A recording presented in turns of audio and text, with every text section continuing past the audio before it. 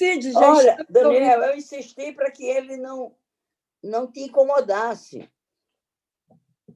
Viu? Ele tem aquele método do analista de Bagé, os joelhaços. Daniel, eu insisti para que ele não convence qualquer um, né, Daniel? Já estamos ao vivo? Já? Tá, vamos lá, então. Bom, pessoal, estamos aqui, os Rebeldes, com uma visita que muito nos honra. Uma das maiores expressões da esquerda brasileira e uma pessoa que, a cada dia que passa, se torna mais uma unanimidade nacional. É uma pessoa de uma juventude que é de envergonhar os mais jovens. Uma disposição de luta, um compromisso, uma coerência que é de tirar o chapéu. Eu recentemente perguntei para a Irundina se eu deveria chamá-la de Rosa Luxemburgo ou de Dolores Ubari, a passionária. E depois eu achei que não era Rosa Luxemburgo, muito legal, ótima e tal, mas ela está mais para passionária mesmo, a Irundina. É a nossa passionária. E ela muito generosamente atendeu o nosso convite, está aqui conosco, nesse programa que está sendo transmitido pelos Rebeldes, ao vivo, no nosso canal do YouTube, está sendo transmitido nas redes sociais da própria Irundina, e vai ser transmitido em seguida, porque tem outras programações, no site DCM, Diário do Centro do Mundo, e na TV comunitária do Rio de Janeiro, canal 6 da NET. Certamente, a Irundina vai propiciar a maior audiência em toda a história dos Rebeldes. Mas então, nós estamos aqui com a nossa equipe, que tem a Andréa Pena, que, além de integrante da equipe, é também a pessoa que entende dessa parte tecnológica. Porque se depender do Daniel Arão Reis, que é um outro componente, que é muito analógico, a gente não conseguiria transmitir nada. Mas aqui a André e o Daniel, que está até adoentado, mas que fez num esforço de reportagem, mostrando sua combatividade reconhecida. Ele está aqui. A Cristina Serra, que já era muito conhecida quando trabalhava no Fantástico, mas agora, com as colunas dela na Folha de São Paulo, está sendo admirada e aplaudida por todos também. Bom, eu e a Luísa Erundina, essa figura maravilhosa. Eu fui encarregado de dar o pontapé inicial, vou fazer uma primeira pergunta, depois a gente vai perguntando, fazer um bate-papo. Luiz, isso aqui é mais um bate-papo do que uma entrevista formal, tá? Isso é ótimo. Então, você pode interromper, nós vamos interromper também, etc. Ok, maravilha. Minha primeira pergunta é a seguinte. Essa campanha de São Paulo, este ano, da qual você foi uma protagonista essencial, ela lembrou pelo menos duas campanhas de que você participou. A campanha para prefeita, em 88, que também, poucos dias antes da eleição, as pesquisas davam vitória do Maluf, sem nenhuma dúvida. É verdade que houve aquele incidente, o assassinato de 3 operários em Volta Redonda. Isso causou uma comoção e acabou, talvez, influindo no resultado eleitoral. Mas o fato é que as pesquisas todas davam a sua candidatura como derrotada 2, 3 dias antes, o Maluf como vencedor. Mas foi uma campanha de muita mobilização também, que as pessoas foram para a rua com muita disposição, muita garra. E outra campanha que também, e aí essa eu participei diretamente, mais de perto, foi a campanha do Lula em 89. Também uma campanha sensacional. Não ganhou a eleição, como vocês não ganham, nós não ganhamos agora em São Paulo, mas foi uma campanha sensacional. Eu queria que você abrisse esse bate-papo falando dessas 3 campanhas, fizesse um paralelo entre elas, o que teve de parecido e o que teve de diferente nessas 3 campanhas. Com a palavra você, Irundina, a nossa passionária. Bom, eu quero cumprimentar todas vocês, dizer do meu carinho, do meu afeto e admiração por cada um de vocês. Portanto, não há nada mais agradável do que a gente bater um papo, mesmo indiretamente ou à distância, com pessoas que a gente admira, que a gente gosta, que a gente lê, que nos inspira. Então, eu tenho que agradecer a vocês o convite e cumprimentar todos os eventuais internautas que estejam nos acompanhando nesse bate-papo. Bom, naquele ano de 88, o país vivia, embora na pós-ditadura, né, o final da ditadura, 88, mas se estava vivendo assim, o clima da primavera democrática, embora o processo de redemocratização estivesse longe de acontecer, né, e o que tinha de esperançoso era a Constituição de 88, que também mobilizou fortemente a sociedade civil, né, e criou um clima que favoreceu bastante, né, a participação de forças que se diferenciavam da elite política paulistana, e era uma conjuntura de descontentamento, uma crise econômica grave, né, inflação de 80%, né, uma frustração em relação à eleição anterior, em que o PMDB praticamente venceu em quase todos os estados, somente um ou dois estados o PMDB não ganhou naquela ocasião. Portanto, havia uma conjuntura que suscitou um certo anseio, desejo de mudança, né, sem que isso se explicitasse necessariamente nessa ou naquela candidatura. Muito pelo contrário. E eu só ganhei porque a minha candidatura não teve nenhuma importância, não teve nenhum relevo no curso da campanha. Eu era deputada estadual na época, tinha sido vereadora, com uma militância muito ligada aos movimentos populares de moradia, favelas, enfrentando despejos, enfrentando a polícia. E, portanto, eu não era uma pessoa que pudesse ter nenhuma chance, né, em São Paulo, dos quatrocentões, de uma elite política cujo exemplar maior é o Maluf, o Quércia, e eram os candidatos da época. E tinha o candidato do PSDB, que era o Serra. Mas havia uma frustração generalizada em relação àquela vitória do PMDB e que frustrou, né, essas expectativas que foi alimentada naquele momento da eleição anterior. Então, havia quase que uma necessidade de votar em alguém que fosse diferente de tudo, mesmo que não tivesse nenhuma chance, né? Meio, sabe, algo, sabe, que pudesse, bom, já que a gente não quer eleger nenhum, vamos eleger qualquer uma, quem sabe isso, não imaginando que eu pudesse ganhar, até porque era um turno só, né? Em 88 era um turno só. Isso, eu só ganhei por isso, porque foi um turno só. Primeiro, porque eu não despontei em nenhum momento do primeiro turno com nenhum favoritismo, com nenhuma chance, e não teve segundo turno. E havia um sentimento de insatisfação, de rejeição a tudo que estava dado ali. E no dia da eleição, eu cheguei com 18%. Na véspera da eleição, as pesquisas me davam em terceiro lugar com 18%. E Maluf já estava celebrando sua vitória, já escolhendo o seu secretariado. O Leiva não teve, mas era o segundo colocado, e o Serra estava lá atrás. Então, foi uma situação particularíssima, numa conjuntura, né, que explica, em alguma medida, o fato de uma nordestina, né, do PT, com um ativismo, né, na periferia da cidade, assistente social, né, sair da Paraíba expulsa pela ditadura para não ser presa, não desaparecer como outros foram presos e desapareceram. Então, eu vim para São Paulo para escapar, para fugir da ditadura. E, chegando aqui, eu fiz concurso público como assistente social, fui trabalhar como assistente social da prefeitura, e eu vim meio magoado, achando que eu tinha deixado a luta para trás. Eu trabalhava com os camponeses, ligado à pastoral da terra. E, chegando em São Paulo, fui trabalhar como assistente social da prefeitura na periferia da cidade, nas favelas, nos cortiços.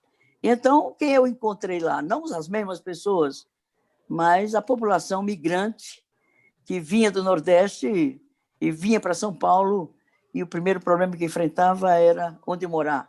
Então, o primeiro espaço que encontrasse vazio, de madrugada, eles montavam o seu barraco, ia para dentro dele, mas com uma sensação não só de risco, de ameaça, de ser despejado e reprimido pela polícia, mas também um sentimento de estar cometendo um crime, estar cometendo um pecado, pela deformação que a religião, a religiosidade do Nordeste coloca na consciência, na mente, no comportamento, sobretudo os pobres, os migrantes nordestinos. Então, era uma realidade muito adversa para essas pessoas, mas eu me dei conta de que eu fiquei triste de ter que sair de lá, porque eu trabalhava em torno da questão da luta pela reforma agrária, e chegando em São Paulo, eu fui trabalhar nas favelas com o problema da falta de moradia, portanto, a questão da terra. Eu disse, a luta lá era pela terra no campo, a luta cá é pela terra na cidade, no meio urbano. E, como tal, é a mesma luta. Então, eu tenho que estar onde essa luta se coloca, né, e que exige, nos leva a nos envolvermos nessa luta pelo direito à moradia, portanto, pelo direito à terra na cidade.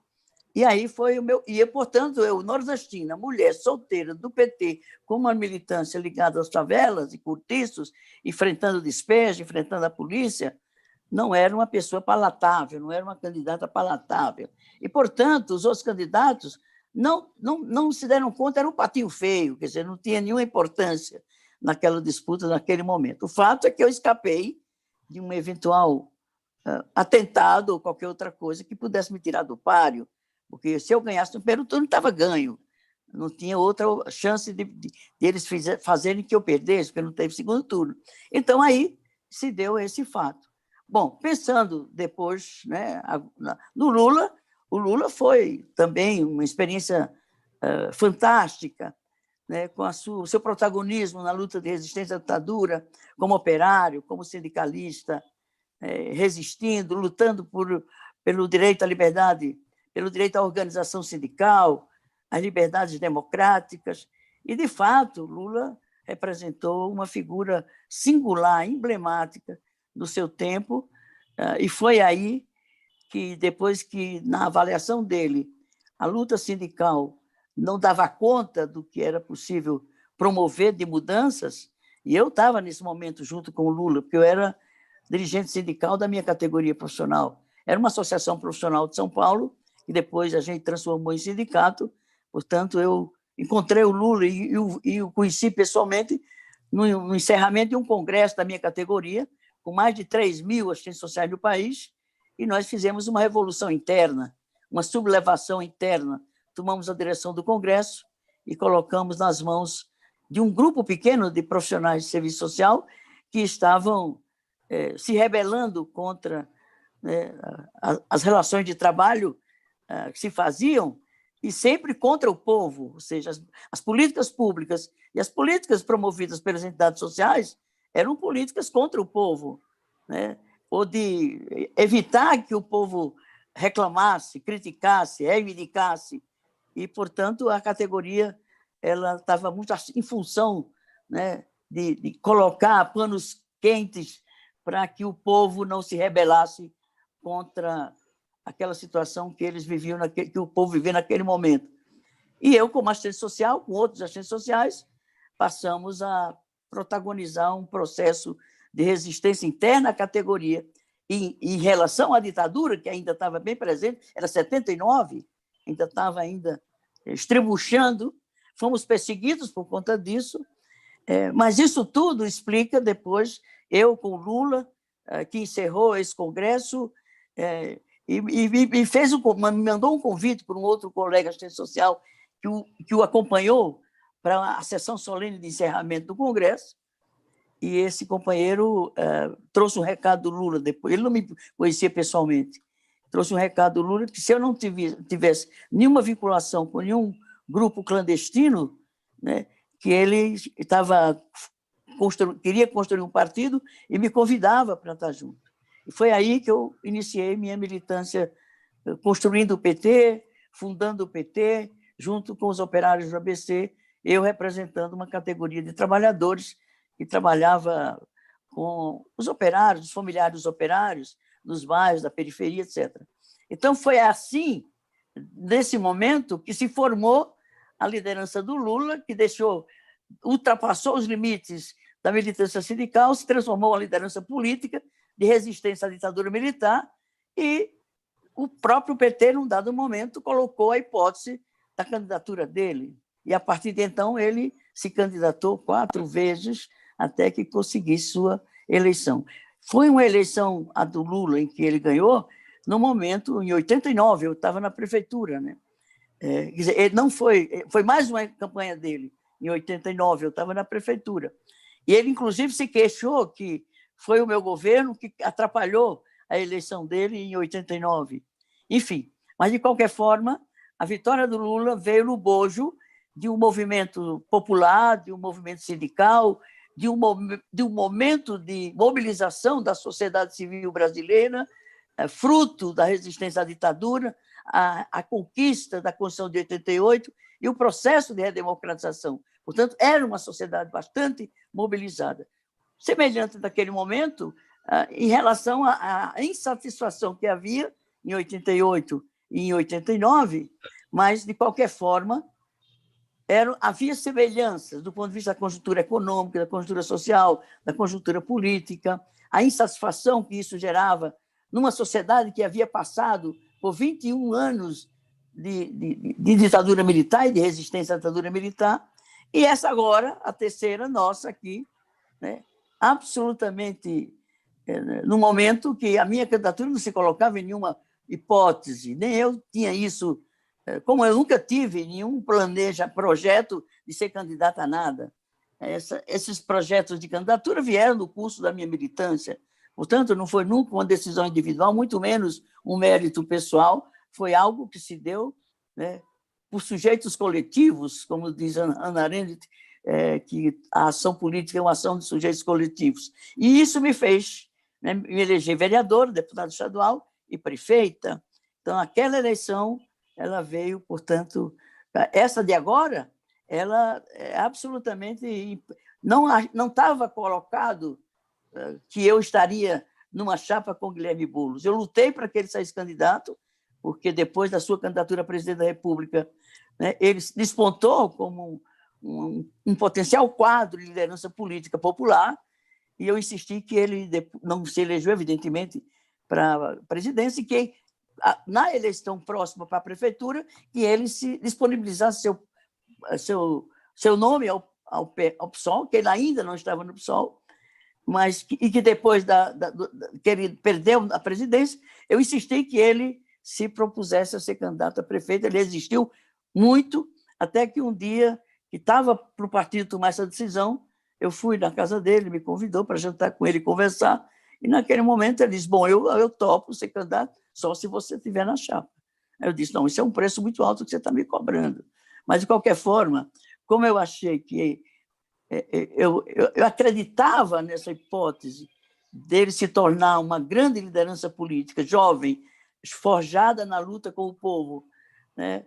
E idealista, generoso, sonhador, só podia dar certo de se projetar numa campanha em São Paulo e com chances, quem sabe, de ganhar essas eleições, a exemplo do que se deu em 88. Então, há semelhanças, mas o que há de comum nas três, seja com minha pessoa, seja com a pessoa do Lula, nesse resultado em que ocorreram, é o sonho grande que a gente tem.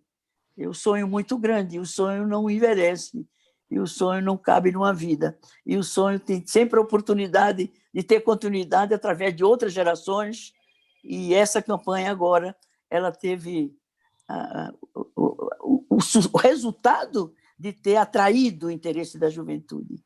Quase 70% dos que declaravam voto ao Boulos eram jovens de 14 a 24 anos. Portanto, gente muito jovem, gente que nunca tinha feito política, né? E toda a juventude tem que ter um sonho. Todo jovem, para se manter jovem, ele tem que acreditar em algo grande na vida dele. E, portanto, isso explica esse resultado, além dos méritos pessoais do Boulos. É um quadro preparado e é um quadro muito vinculado generosamente à luta do povo. Ele ama o povo, ele se formou junto com o povo desde muito jovem e, portanto, ele está preparado para embates como esse que ocorreram aqui, só que numa situação de absoluta desvantagem. 17 segundos de tempo de televisão e rádio, as emissoras suspenderam os debates, não fizeram debate nenhum, então foi um resultado extraordinário, 41% do total dos votos válidos na nossa candidatura, a candidatura inspirada na solidariedade, na luta contra as desigualdades e na resistência ao bolsonarismo. Deputada, eu queria continuar nesse paralelo entre esses dois momentos, 1988 e agora, lembrando, eu acho que você há de se lembrar disso, porque eu estou te chamando de você, porque eu tenho... Por favor, se você chama senhora, eu não ia gostar. Que aí iam dizer que eu sou velha. Aí iam dizer que eu sou velha. Tá bom. Você deve lembrar, eu era repórter no Jornal do Brasil, estava começando a minha carreira, e eu fui cobrir a sua visita aqui ao Rio de Janeiro logo após a sua eleição. Você foi eleito... Foi ao BNDES, eu fui ao BNDES. Exatamente. E aí você andou ali por aquela região central do Rio de Janeiro e foi uma recepção apoteótica, né? As pessoas ali no centro do Rio, ali perto da Cinelândia, né? É um ponto natural de concentração popular, tem muita gente circulando por ali, e você mal conseguia caminhar, porque as pessoas queriam te ver, te cumprimentar, te abraçar. Por que eu estou mencionando isso? Bom, primeiro, porque é uma lembrança muito forte, né? Você, recém-eleita prefeita de São Paulo. Eu estou mencionando isso pelo seguinte: o que acontece em São Paulo tem uma repercussão para o Brasil. Então, da mesma forma que a tua eleição, naquele momento, né, chamou a atenção do Brasil inteiro, né, e teve essa recepção calorosa aqui no Rio de Janeiro, como teve certamente em outros lugares por onde você circulou naquela época, agora, a disputa em São Paulo, e com esse resultado da chapa Guilherme Boulos e Erundina em São Paulo, nessas condições, né, dificílimas, uma campanha duríssima, enfim, é uma campanha vitoriosa, né? A chapa não foi eleita, mas a campanha pode-se dizer que é vitoriosa. Isso também tem uma repercussão muito grande em São Paulo. Considerando isso, essa importância de São Paulo, digamos assim, politicamente, como um tambor, né, que repercute para o país, como é que você vê esse acúmulo de experiência agora, né, em função dessa campanha, daqui a 2 anos, na disputa presidencial? Olha, se a gente ficar esperando 2022, não vai acontecer nada, né? O impacto que, eventualmente, essa experiência tenha provocado, ele se desfaz rapidamente. Agora, se o nosso compromisso nos faz continuar a manter a articulação desses setores, desses grupos. E nós fizemos dezenas de plenárias virtuais com diferentes segmentos da sociedade, seja em relação a temas, né, plenárias temáticas, discutindo a cidade, elaborando o programa por setor, enfim, sejam plenárias territoriais, vendo a realidade dos territórios, né? Convivendo com a pandemia, a situação gravíssima que a população pobre da periferia vive hoje, vive desde o início dessa pandemia. Então, a campanha ela foi construída, ou ela foi se dando, misturando tudo isso, quer dizer, as pessoas desencantadas, desalentadas, desesperançadas, e, como tal, esses sentimentos são sentimentos que eu chamo até que são conservadores. O desalento, a desesperança, o desencanto é conservador, porque coloca a pessoa no individual, né? E o individual não leva a nada, né? Então, leva ao desânimo, ao desencanto, ao desalento e à paralisia. Ninguém luta naquilo que, no momento em que está se sentindo nessa condição de quase que depressão. Há uma cidade doentia, pessoas que não acreditam mais em nada, na mudança, na possibilidade dessa tragédia acabar, e a tragédia aqui não é só a sanitária, mas a política, o bolsonarismo, o fundamentalismo, essa droga que está aí, né? Esse genocídio promovido por esse louco que está aí na presidência da República. Então, foi um caldo de situações e um momento particularíssimo em que, de repente, veio uma chapa meio esquisita. Uma mulher de 85 anos, que agora já tem 86, e um jovem de 38 anos, de família de classe média alta, e abdicou do conforto da sua condição de classe, e desde os 16 anos está morando, trabalhando, casou com uma companheira do movimento, e ele se formou como uma liderança do movimento dos trabalhadores sem teto. Então, era, de fato, mas terminou esse inusitado de uma pessoa da minha idade com outro jovem, com a mesma linguagem, né, expressando os mesmos ideais, os mesmos sonhos, com uma história não igual, evidentemente, mas com semelhanças, e uma vontade muito grande de contribuir para que alguma coisa começasse a acontecer nesse país a partir de São Paulo. E foi por isso que essa campanha, né, provocou esse entusiasmo. Foi uma onda que foi se somando ao longo de pouco tempo. Não se tinha televisão nem rádio, não se fizeram os debates, as arguições que fizeram tanto com o Boulos como comigo separadamente, era mais para nos massacrar, sobretudo a ele do que a mim, né? O vice se negava a debater comigo, eu ia sozinha.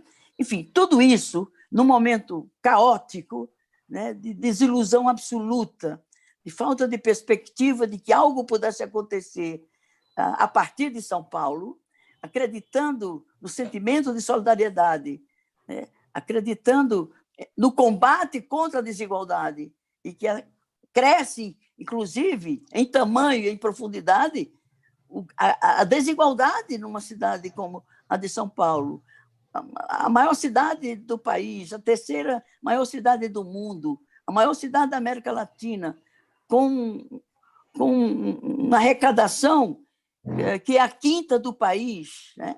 Com um orçamento de 70 bilhões. No meu tempo, não chegava a 3 bilhões. É verdade que de lá para cá, 30 anos, 32 anos, a população era 10 milhões, agora são 12 milhões e 500. Mas os problemas eram os mesmos, a dívida social fantástica, uma crise econômica profunda, 80% de inflação, com uma tragédia.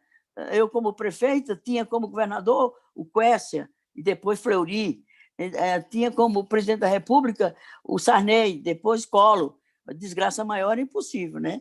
Então, eu escapei disso, eu me elegi prefeita de São Paulo, e agora também era um sentimento de que era urgente, eu sentia, e também eu sentia que o Boulos sentia isso também, um sentimento de urgência, ou é agora ou não é mais, ou é agora para a gente fazer ou não é, mas não assim, pensando na vitória, claro que também pensando na vitória, mas não era o objetivo maior, entendeu? Era sei lá, criar alguma luzinha lá no fundo do poço, do túnel, e trazer as pessoas, reencantar as pessoas pela política, porque os nossos companheiros do passado, que construíram o PT junto, e construíram a luta popular em torno das políticas públicas, né? E construíram a luta sindical, essa turma toda estava... Eu costumava provocar minhas companheiras da nossa época, dizia assim, olha, você agora está cuidando dos netos, isso não tem futuro, porque os netos crescem e já não se identifica mais com o avô, a avó. Então, trazendo de volta as pessoas para a alegria que é fazer política. Fazer política você se colocando inteira, se colocando tua vida, e como se fosse a primeira e a última eleição que você estivesse vivendo, porque você não estava contando votos, você não estava contabilizando votos, estava contabilizando pessoas que passavam a acreditar na política, acreditavam na mudança, né, que queria que as coisas acontecessem. E esse saldo ficou. E se a gente for capaz de manter esse saldo, de alimentar esse saldo e de dar uma direção a essa força, é uma força fantástica. Não só são os jovens, são jovens como eu também. Enfim, toda uma força, uma energia que está para explodir, e ela pode explodir com base nessa experiência de poucos dias aqui em São Paulo, e isso pode ser né, algo que seja fagulha a partir da qual haja um incêndio de democracia em nosso país, e aí se viva, quem sabe, um momento importante, necessário e absolutamente desejado por todos nós que enfrentamos. Eu, ainda criança, na família, eu sentia o impacto dos efeitos do golpe da ditadura Vargas, depois de 21 anos de ditadura militar, eu sofrendo perseguição, saindo da minha cidade, enfim, tudo isso, hoje, nessa idade, tendo a oportunidade de novo, estar junto com meus companheiros, minhas companheiras, os do passado e os de hoje, né, empurrando a história para frente e ajudando essa história de assaltos, e a história de assaltos. A história não anda para trás, a história de assaltos, né, sem que a gente menos perceba, mas só que você está em movimento com muita gente, né? Ninguém faz sozinho nada, absolutamente nada. Então, num momento desses, onde há uma compulsão dentro das pessoas numa direção, num sentido, que uma campanha feita da forma criativa, moderna, né? Luminosa, colorida, enfim, linda, todo mundo se encantava, as crianças gostavam, os adultos gostavam, todo mundo gostava. Isso gera um fator de atração, não para dar voto, tanto é que não deram os votos necessários, mas que se envolveram na política, se interessaram pela política, deixaram um saldo, e se a gente souber trabalhar esse saldo de forma organizada, de forma estratégica, e de forma também a passar essa convicção de que isso vai levar a alguma coisa, e alguma coisa é atingir o bolsonarismo, é brecar o bolsonarismo, diminuir essa desgraça que se abateu sobre o povo brasileiro, sobretudo pós-pandemia, o aumento do desemprego, o aumento da pobreza, da violência, da doença, enfim, de tudo isso, eu acho que valeu a pena, eu faria tudo de novo, e estou muito animada para viver esse tempo ainda pela frente, com o meu partido e com os outros partidos que quiserem vir juntos, para a gente fazer o terceiro turno. Eu estou me sentindo no terceiro turno, porque o segundo já se foi. Vamos lá entrar no terceiro turno. Erundina, oi. Eu queria lhe fazer uma pergunta. Eu estou preocupada com você, porque eu estou sentindo que você não está bem. Mas estou preocupada com você. Mas vamos lá. É uma alegria ter você aqui. Obrigado. Não, e a tua garra contribui para levantar a gente. Que bom. Então, Erundina, nós, como políticos e militantes, temos várias identidades, né? E eu penso que uma das identidades marcantes da tua trajetória é a militância de base, que também encontra no Boulos uma marca registrada.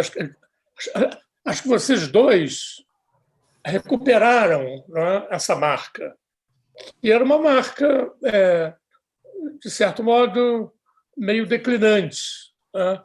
Ao longo dos 30 anos que mediaram entre a Constituinte de 88 e a eleição do Bolsonaro, a gente foi observando um decréscimo da militância de base. Tanto os católicos, que foram muito reprimidos pelo João Paulo II, quanto os partidos políticos. Nós tínhamos uma tradição com problemas, mas uma tradição de militância de base. E essa militância foi sendo deixada de lado.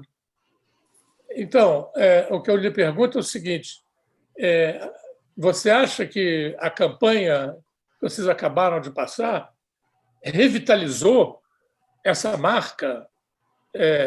A gente pode contar com isso nesse terceiro turno de que você fala?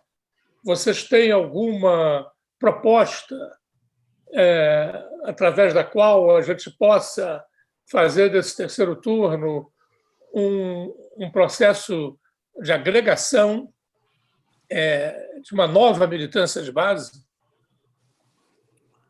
Olha, Daniel, nós estamos sendo instados, demandados. Não sei, o Boulos também deve estar, porque ele teve Covid e ainda não teve alta, né? E, inclusive, ele não votou os últimos dias da campanha, 2, 3 dias da campanha, ele estava isolado, né? E eu, de uma certa forma, tentei substituir um pouco, sobretudo naquelas agendas que estavam previstas para ele, né? Mas, para mim, tem vindo uma demanda imediata de querer promover debates, como fizemos na construção do programa. E esse programa, Daniel, eu já participei de muitas campanhas, perdi várias, ganhei algumas, participei como candidato ou como alguém militante, enfim, e eu posso lhe assegurar que eu não consegui, em nenhuma delas, ter um programa ou conhecer um programa com a qualidade do nosso programa. E não é mérito nem meu, nem do Boulos, nem da nossa assessoria direta. Foi o processo que se adotou na elaboração desse programa. A escuta que a gente fez, né? Dezenas, se não centenas, de encontros setoriais em relação às políticas públicas com os atores que implementam essa política, né? Diferentes servidores públicos e instituições que atuam na implantação das políticas públicas, fazer chegar os serviços públicos à população, né? Então, todas as políticas públicas sociais, elas foram debatidas não só pelos servidores, mas por quem tinha algum nível de ligação com essas questões setoriais das políticas públicas. Também fizemos debates identitários, por exemplo, com os negros e as negras, com a população da comunidade LGBT, fizemos com a juventude. Na plenária que fizemos, virtual, com a juventude, tinha mais de 1.000 jovens no momento do debate virtual. Portanto, já estava se percebendo que estava chegando aos jovens um apelo forte que explica a adesão massiva deles, né, no primeiro turno já e, sobretudo, no segundo turno. Então, há uma expectativa e uma vontade de continuidade. E nós vamos adotar uma agenda de debates virtuais, enquanto a pandemia estiver ainda ameaçando, né? E vamos voltar a fazer esses debates. Por exemplo, um debate que foi muito interessante foi com a população idosa e com os profissionais que trabalham com essa população idosa nas instituições públicas. E vieram mais de 300 pessoas, mais de 200 pessoas nessa condição de idade que querem repetir a experiência e saíram muito entusiasmadas, né? Com aquilo que eles tiveram oportunidade de debater, de colocar como ideias, como problemas, como soluções, enfim. E as territoriais, quer dizer, as plenárias virtuais que fizemos nos vários territórios da cidade, nas regiões administrativas da cidade. Então, a nossa ideia está ainda sendo discutida com o partido, com o Boulos, que provavelmente esse final de semana a gente já tem condições de estar trabalhando juntos, para a gente ter uma agenda imediatamente, não esperar Natal, Ano Novo, porque essas datas terminam interceptando um processo social que ele não deve ser interditado, ele tem que ter uma dinâmica, né, que é impressa pela própria população que se interessa por isso, e temos que... É bem a ideia de continuidade. É um terceiro turno com as ideias centrais, com aquilo que as pessoas se interessaram, né, e confrontando, bom, o que vai acontecer em São Paulo daqui para frente? Já está acontecendo. No dia seguinte, já saiu um decreto do governador, né, privatizando o Parque do Ibirapuera, né, estabelecendo a demolição de uma parte esportiva do Parque Ibirapuera para construir um shopping center do Parque Ibirapuera, que é uma das poucas áreas verdes da cidade onde o pobre pode chegar lá, se é que ele tem passagem de ônibus, tarifa de ônibus para chegar ao parque com seus filhos, sua família, para visitar o Parque Ibirapuera, ficar algumas horas com a família ali. Estão privatizando os parques públicos e aceleraram isso no dia seguinte da vitória eleitoral. E outras medidas que eles implementaram a partir do dia seguinte. Eles só estavam esperando, por exemplo, as medidas de proteção ao Covid, que já haviam aberto de forma escancarada, Aí o Dória resolveu baixar um decreto, sei lá, reduzindo novamente a liberdade de abertura de alguns serviços, né, além de acelerar, porque interessa a ele na disputa com o Bolsonaro, a questão da vacina. Quer dizer, então, é tudo em função de 2022. E esses dois juntos, o Covas e o Dória, são o mesmo, né? Covas e Dória é a mesma coisa Bolsonaro. Então, nós temos que nos capacitarmos e capacitar a população e a sociedade para resistirmos a isso que já está se dando. Não dá para pensar em 22. 22 vai chegar, mas tem que passar por 21, tem que passar por 22, e não é a eleição que muda nada. Eu estou nessa idade, já, como eu já disse, passei por muitas eleições, mas não tenho nenhuma ilusão que a eleição muda nada. O PT não teve tanta eleição, não conseguiu 3, 4 governos presidenciais, e isso, ao invés de ter contribuído para mudanças estruturais, simplesmente tirou os militantes da luta concreta, social concreta, e foram para os gabinetes de vereador, de deputado, de presidente, de governador. Não, eleição numa sociedade com baixo nível de politização e de organização política, ela impede o avanço da luta social pela transformação, pela mudança, que teve forte na época da resistência à ditadura. No pós-ditadura, a sociedade estava altamente mobilizada, porque havia uma luta que emulava as pessoas, dava ânimo, dava alegria, dava força para se mudar aquilo que foi uma tragédia na vida dos brasileiros e brasileiras. Então, vamos fazer isso agora também, tem que fazer.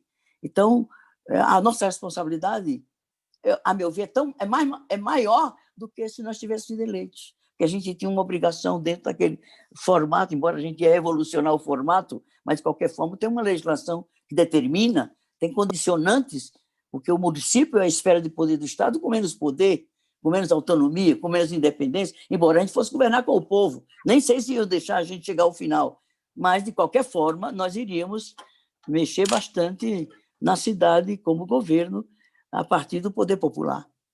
O poder legislativo é um impeditivo forte, como foi no nosso governo, não seria diferente num outro governo, e temos que... E o poder popular ele não começa e termina, ele existe, o poder popular. Você considerando esse poder, se associando a ele, estando junto com ele, ele opera e opera a mudança.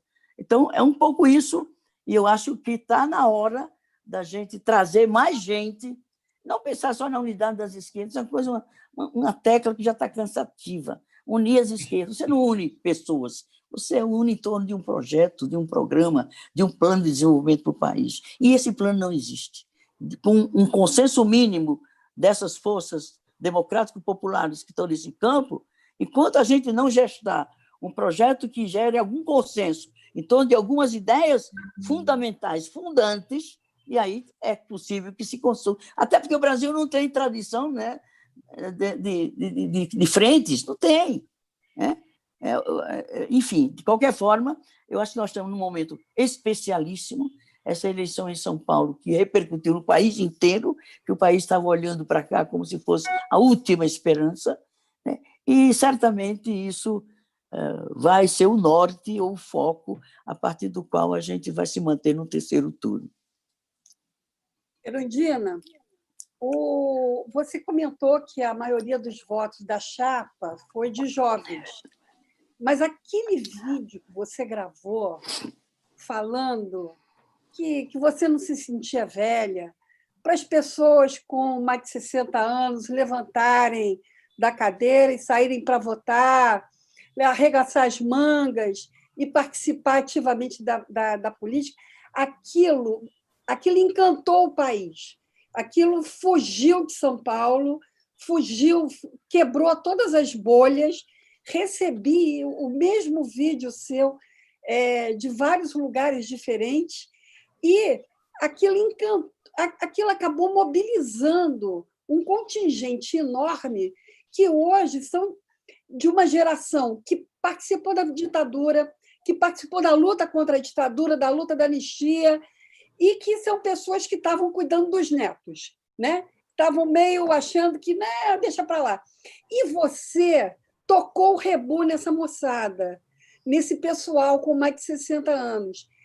Como é que foi o retorno disso para você? Porque, aí voltando para isso que você está falando, quer dizer, levantar essas pessoas que têm essa bagagem de militância antiga, de memória, mesmo as pessoas que não foram militantes, mas que viveram a ditadura e a luta contra a ditadura, elas têm uma bagagem muito grande. E você tocou o rebu nessa moçada. Como é que foi o retorno para você disso? E quais são as políticas que vocês estão querendo implementar em São Paulo para trazer de volta esse pessoal para a luta política?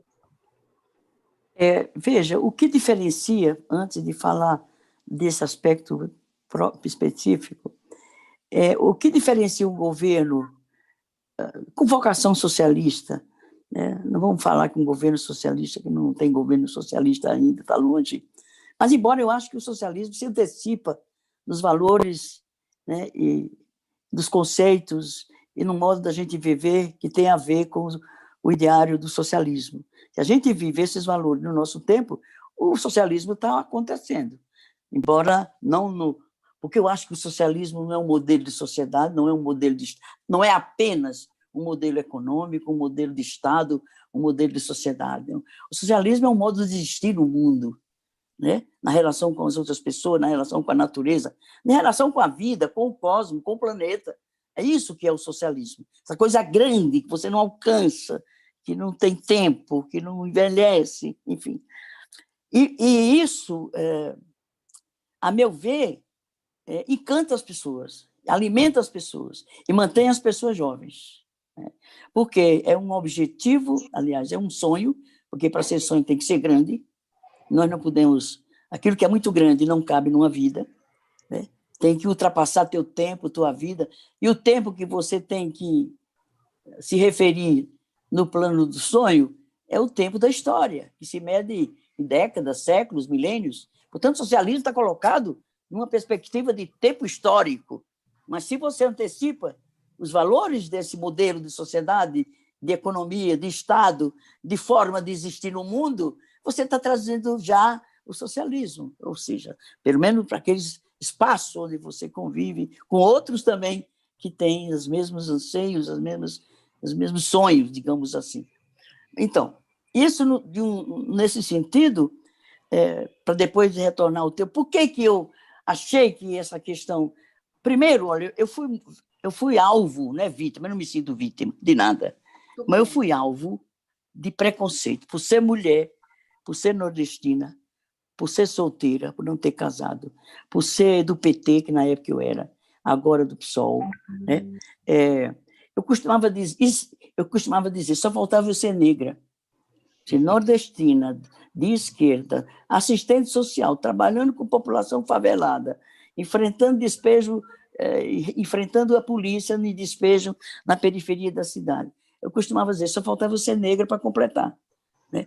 E eu dizia, eu lamento não ser negra, porque eu teria mais um fator para lutar contra o preconceito, que é uma luta cultural, uma luta ideológica, a luta contra o preconceito. Bom, aí, de repente, eu me vejo com outro traço que gera preconceito. Não imaginem como se tem preconceito contra o idoso. É incrível, talvez mais do que as outras coisas. Né?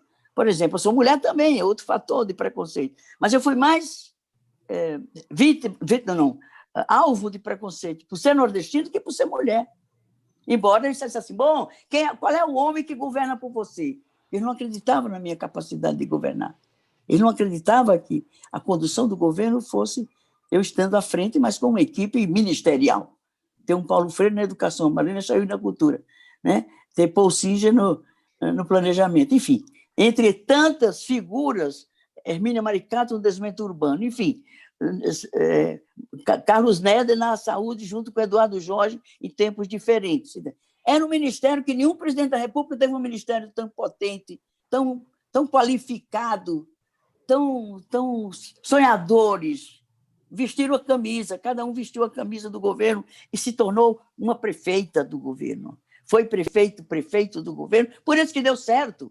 Agora, o que diferencia de um governo conservador, reacionário, de direita, não é tanto muito menos honestidade e ética. Isso é obrigação, é um pressuposto. Mas o que é que diferencia e justifica que um partido que se diz socialista tem um compromisso, né, de lutar pelo socialismo?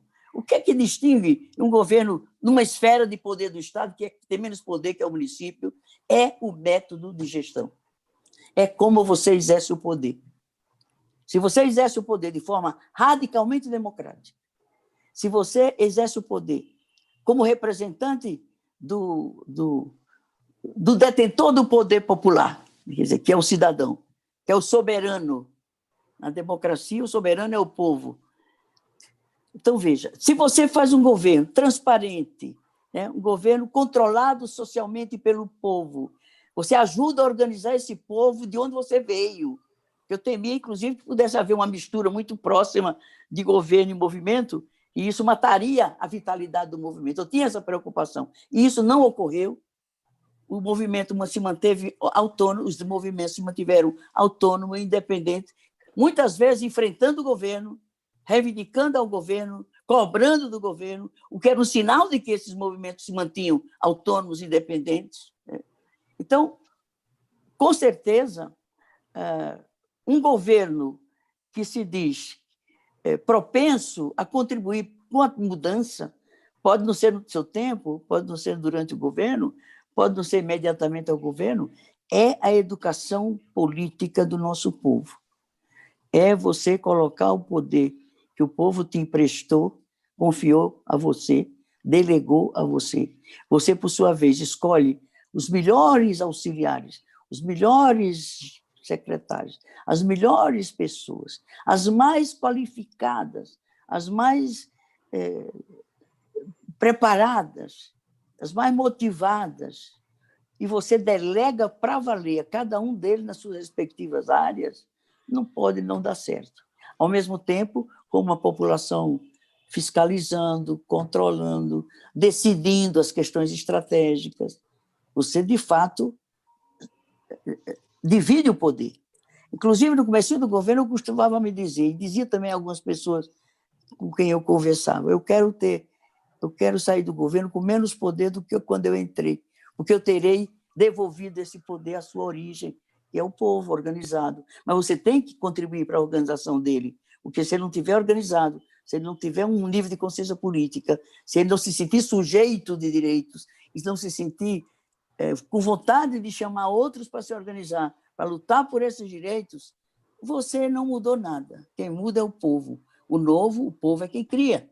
Não é nenhum detentor de mandato, coisa nenhuma. Agora, se você, tendo um mandato que o povo lhe confia, lhe delega, lhe atribui, e, ao mesmo tempo, você preserva esse vínculo com o povo como sendo um deles, não tem erro, dá certo, dá certo. Então, o retorno dessa forma, como se fez essa campanha, é que essas pessoas saíram mais mobilizadas, mais motivadas para se manter debatendo, né? Mais ansiosa por mudança, mais disposta a estar junto nesse processo de mudança. As condições estão dadas nessa eleição aqui em São Paulo, e acredito que provavelmente em outras cidades, acho que a Manuela lá em Porto Alegre, enfim, coisas desse tipo que ocorrem no momento da história. Não foi uma deliberação nossa de fazer isso dessa forma, desse momento. Não, vem no curso do coletivo que vai se construindo entre variáveis fatores que se somam, produz um processo, esse processo gera transformação, transformando, sobretudo, os atores que estão levando esse processo. A gente não é mais a mesma pessoa de ter passado por essa experiência. Acredito também que todos os que tiveram uma participação muito direta e muito mobilizada, muito acreditando, não saíram as mesmas pessoas, a meu ver. É a mudança que se dá pelo processo de educação política social. Nós estamos nos reeducando politicamente, depois de todo esse retrocesso, nesses 5 anos, pelo menos esses 5 anos, desde o Temer para cá. Foi uma destruição absoluta, e o pior, a destruição dos sonhos, a destruição da esperança. Nós vivemos uma profunda crise de esperança, um desânimo absurdo com a doença. As pessoas doentes não era só do Covid, não. Era dessa desgraça do bolsonarismo, dessa infelicidade que se abateu sobre o país. E a gente tem que avaliar o quanto cada um de nós, ou nós coletivamente, contribuímos de alguma forma, embora inconscientemente, para que essa coisa acontecesse. E está muito difícil da gente romper com isso, mas a gente vai romper. Se o povo acreditar, se juntar, vier junto, e se sentir apoiado nesse pós-pandemia, um aumento fantástico de desemprego em massa, né, de violência, de desencanto, de tristeza, de doença, de pobreza, de miséria. Né?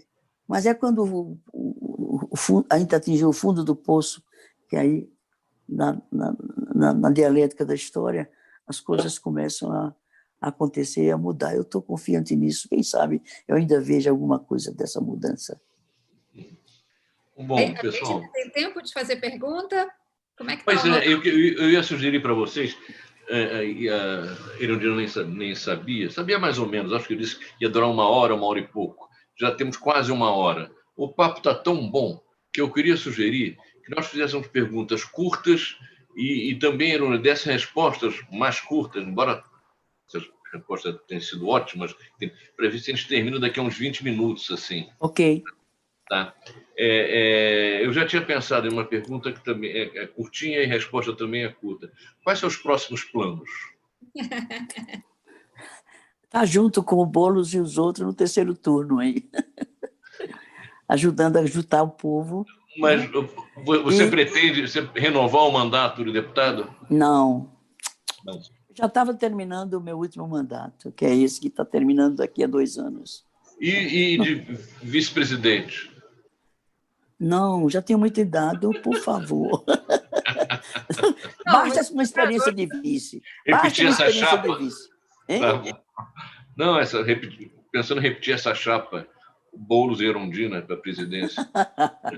Isso daqui a 2 anos passa tanto água debaixo dessa ponte. Tá, mas uma coisa que eu acho que está colocado aí na agenda, na pauta política de hoje, é tentar juntar essas forças que querem virar o jogo nesse país, né? Precisa juntar as pessoas, mas a partir de um projeto, um embrião desse projeto. Não pode ser o ponto de partida para você tirar uns 4, 5 pontos, não precisa muito, construir consenso com essas forças mais amplas, mas sem misturar classes sociais, né? Porque aí dá essa droga que deu aí nesses governos todos, com conciliação de classe. Se faz conciliação de classe, meu filho, mudança que é bom mesmo, não se faz, não. Tivemos 16 anos de governo popular, democrático, o que é que se mudou? Nenhuma reforma estrutural, nada. Quem fez foi o bolsonarismo, que está fazendo aí, destruindo tudo. Todas as reformas, o bolsonarismo, que começaram do Temer, começaram a fazer essas contra-reformas, sei lá. Reforma de nada, destruindo tudo, destruindo as conquistas de um século, nos direitos trabalhistas, nos direitos previdenciários, nos direitos humanos, uma violação absurda dos direitos humanos. Enfim, mas a gente não pode perder a esperança, porque a esperança é revolucionária. Ela é capaz de mover mentes, corações, gerar força, e você vira o jogo. Eu acredito nisso. Não é obra de 1, 2, 10, 100, né? De milhares, de milhões. Então, precisa pôr fogo nisso. Né? Uma faíscazinha que pegue fogo e incendeie as mentes e corações para exercer-se como sujeito histórico, né? Dê tempo, mesmo com a minha idade. Desculpa, pode seguir. Não. O PSOL elegeu o prefeito Edmilson Rodrigues, em Belém. É uma prefeitura de uma capital. Certamente vai ser uma vitrine, né? Para o partido, inclusive, mostrar a sua capacidade, né, de implantação de políticas públicas voltadas mesmo para o povo. Enfim, é uma vitrine importante, né? É na região norte, que é uma região com menos peso político no país, a gente sabe disso, mas é uma vitrine. E eu li em algum lugar que, quando Guilherme Boulos se recuperar, né, tiver alta da Covid, que ele faria uma visita a Belém.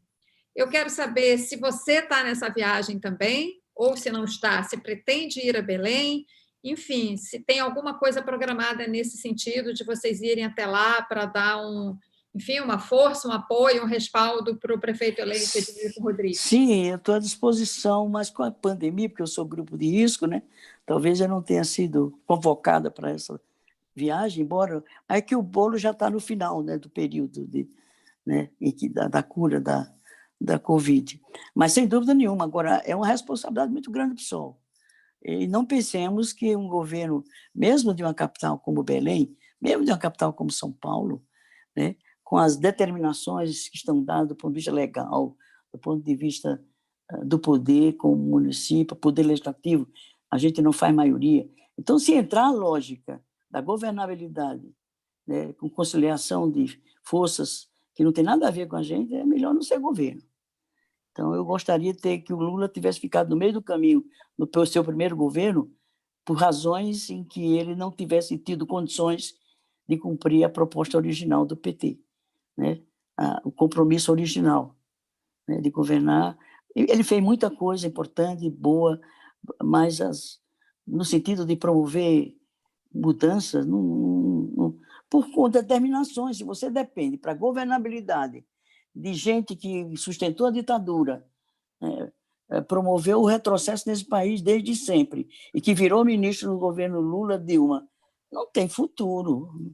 Enfim, tudo bem, é um governo diferente, investiu, fez transferência de renda, não é que distribuiu renda, transferiu renda de alguma fonte para assistência social, mas num programa que não emancipa. Tanto é que terminaram os governos democráticos populares e eles acabaram, estão dando outros nomes e mudando a essência do programa, como foi aprovado ontem na Câmara, a tal da Casa Verde e Amarela, para substituir como é que é? Minha Casa Minha Vida. Enfim, mas era só pondo um envelope diferente, verde e amarelo, num programa que interessa às empreiteiras. As empreiteiras estão celebrando, estão comemorando, e a meta é enorme, entendeu? Mas o subsídio não está garantido para os grupos mais sem renda. Enfim, então é isso. Quer dizer, então, se as coisas se dão dessa forma, quer dizer, claro que tem um governo de esquerda, e ele é um quadro, o Edmilson é um quadro, uma pessoa que já governou 2 vezes aquela cidade, aliás, 2 vezes a cidade, quase que se elege governador do estado, agora se elege novamente, é um excelente deputado, é um companheirão, é um socialista. Então, eu espero que ele tenha, na composição de forças, ele teve muitos partidos, eu não vejo que tenha tantos partidos assim, identificados com um projeto que é aquele que o Edmilson defende, né? De radicalizar a democracia, né? De inverter prioridades, enfim, tudo aquilo que marca os governos democráticos populares. São pouquíssimos os que ocorreram em nosso país, mas é uma referência. Eu acredito no Edmilson. Eu não acredito naquela tropa lá do norte, né? Aquela tropa lá é braba. Entendeu? Não faz concessões, não. O interesse individual, pessoal, é muito forte neles, né? Enfim, mas é para se celebrar. Agora é um desafio tamanho do Brasil. Daniel e Andréia? Eu gostaria de saber se vocês têm algum plano para divulgar a experiência de vocês pelo país. Porque eu acho que conhecer melhor o que se passou em São Paulo é muito importante, inclusive, para inspirar campanhas de tipo semelhante. Vocês têm algum plano nesse sentido? Sim, só estamos aguardando. Temos sim. Estamos só esperando a alta, que o Boulos tenha alta, que o seu médico diga que ele não transmite mais o vírus, né? Eu ainda tenho muitas limitações por conta disso, por causa da minha idade, né? Mas estamos já com reuniões marcadas. Provavelmente eu me encontre para uma primeira conversa com o Boulos no domingo. Ele vem aqui na minha casa para a gente conversar e ver qual é o próximo passo que a gente vai dar, juntos ou separados, para que a gente amplie a nossa presença por aí, né? Mas eu acho que o Sol também passa também por um enorme desafio, né? O Sol sai diferente, a visão sobre o Sol se altera a partir desse momento, né? Então, aquelas brigas internas têm que acabar, né? Enfim, a gente tem que gastar energia lá fora. Eu já dei um recado desse aí outro dia, né? Vamos gastar energia onde a gente tem que gastar mesmo, né? Porque se a gente vai gastar tempo e energia internamente, não vale a pena. Então eu acho que o Sol sai mais forte, sai mais aberto, sai mais guerreiro, a nossa militância, e quem sabe as tendências não tenham tanto protagonismo, tanto hegemonismo, enfim. Vamos ver se a gente chega lá, mas eu estou confiante de juntar gente, juntar força, juntar energias e ter um plano mínimo, sabe, para que a gente possa já apresentar resultados, desde, se possível, no espaço, no território. É lá que tem soluções. É lá onde estão os problemas, onde a população conhece os problemas e até consegue sugerir soluções.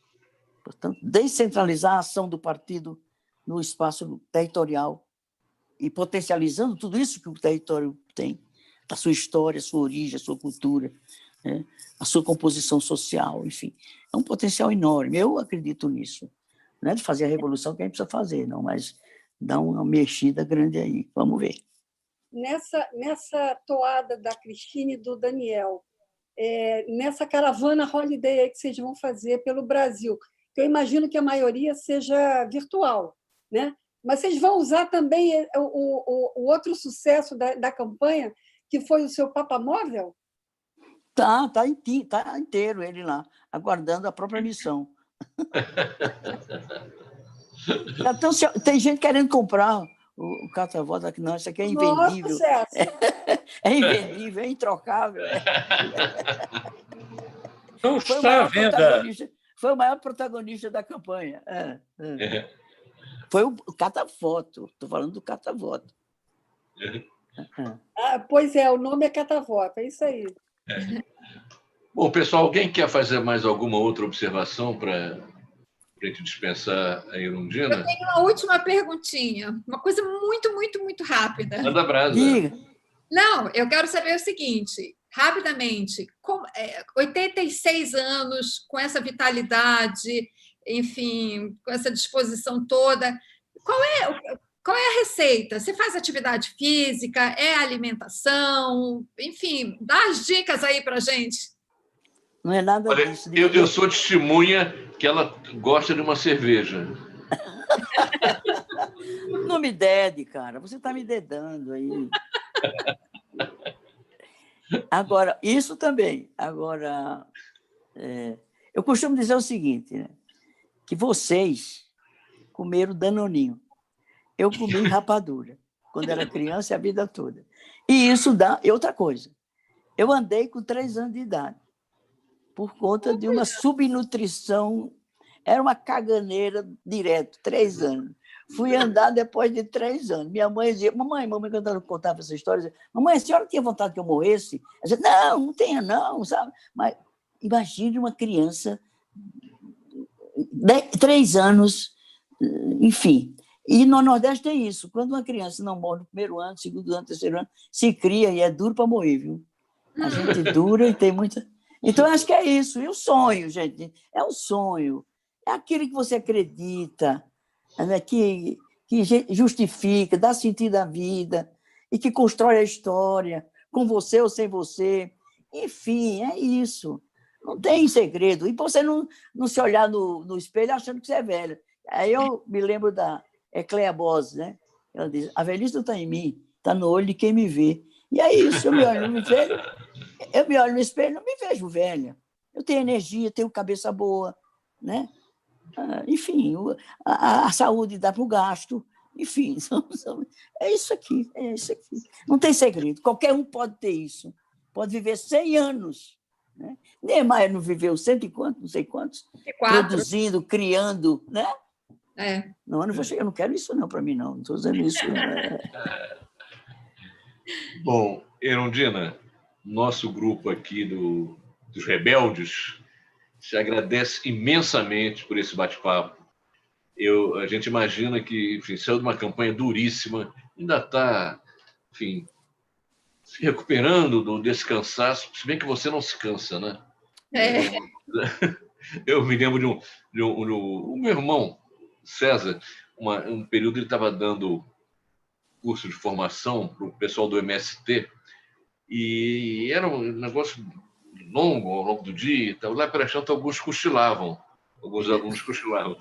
E aí o monitor levantava e gritava: tem alguém cansado aí? E aí todos levantavam: não. Aí, por quê? E eles respondiam em coro: porque na luta do povo ninguém cansa. Eu me lembro dessa história. Na luta do povo ninguém cansa. É verdade. Viu? Olha, não, muito obrigado. Pedir o apoio de vocês para esse terceiro turno. A gente está junto, né? Estamos dentro.